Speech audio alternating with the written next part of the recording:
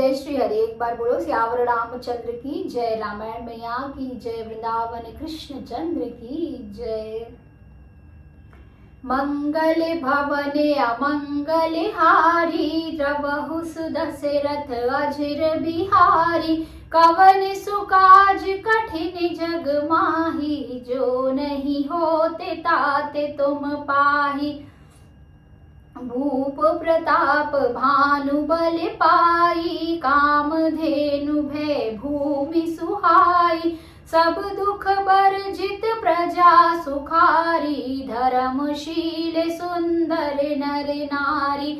सचिव धर्म रुचि हरिपद प्रीति, नृप हित हेतु सिखवे नित नीति। गुर सुर संत पितर महि देवा, करई सदा नृप सबके सेवा।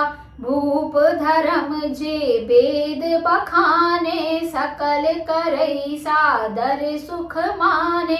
दिन प्रति देई विविध विधि दाना, सुनई शास्त्र बर वेद पुराना।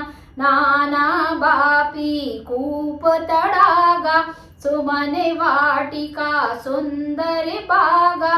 वे प्रभवन सुर भवन सुहाए, सब तीर्थन विचित्र बनाए।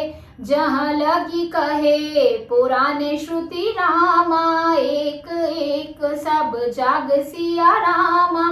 बार बार सहस्त्र सहस्त्र नृप रामा, किए सहित अनुराग सिया रामा। हृदय न कछु फले अनुसंधाना, भूप विवेकी परम सुजाना। करम जि धर्म करम मन बानी, वासुदेव अर्पित नृप ज्ञानी। चढ़ी बरबाजी बार एक राजा, मृगया कर सब साजी समाजा। विंध्याचले गभीरे बन गयऊ, मृग पुनीत बहु मारते भयऊ। फिरत विपिन नृप दीख बराहु, जनु बन दुरेस से ही ग्रसी राहु। बड़ विधि नहीं समते मुख माही, मनहु क्रोधे बसे उगलित नाही। कोल कराल दसन छवि गाई, तनु विशाल पीवर अधिकाई। गुरु घुराते है यार उपाय, चकित बिलोकते कान उठाए। नील महीधर शिखर सम रामा, देखी विशाल बराहु सिया रामा। चपरी चले उहय सटिक कृप रामा, हाकी न नाओई निभाउ सिया रामा। कवन सो काज कठिन जग माही, जो नहीं होते ताते तुम पाही। तुम आए हो घाट हमारे, हम आएंगे घाट तुम्हारे।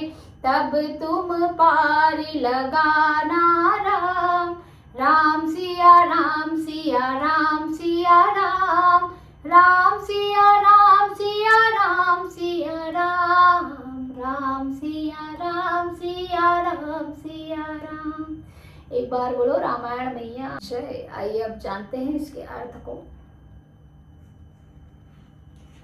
राजा प्रताप भानु का बल पाकर भूमि सुंदर कामधेनु अर्थात मनचाही वस्तु देने वाली हो गई। उनके राज्य में प्रजा सब दुखों से रहित और सुखी थी। सभी स्त्री पुरुष सुंदर और धर्मात्मा थे। धर्मरुचि मंत्री का श्री हरि के चरणों में प्रेम था। वह राजा के हित के लिए सदा उसको नीति सिखाया करता था। राजा गुरु देवता संत पितर और ब्राह्मण इन सबकी सदा सेवा करता रहता था। वेदों में राजाओं के जो धर्म बताए गए हैं, राजा सदा आदर पूर्वक और सुख मानकर उन सब का पालन करता था। प्रतिदिन अनेक प्रकार के दान देता और उत्तम शास्त्र वेद और पुराण सुनता था। उसने बहुत सी बावलियां, कुएं, तालाब, फुलवाड़ियां, सुंदर बगीचे, ब्राह्मणों के लिए घर और देवताओं के सुंदर विचित्र मंदिर सब तीर्थों में बनवाए।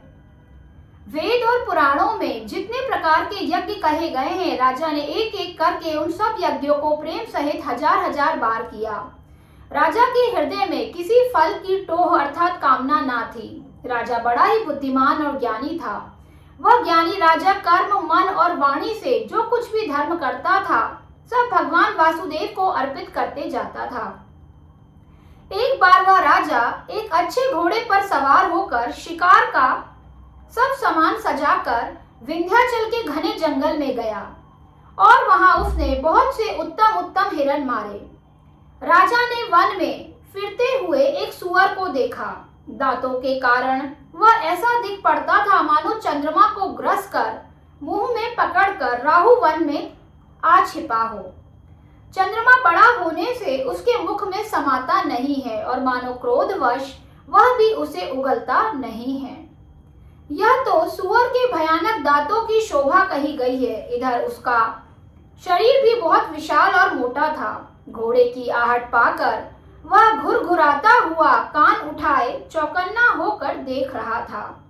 नील पर्वत के शिखर के समान विशाल शरीर वाले उस सुअर को देखकर राजा घोड़े को चाबुक लगाकर तेजी से चला और उसने सुअर को ललकारा कि अब तेरा बचाव नहीं हो सकता है।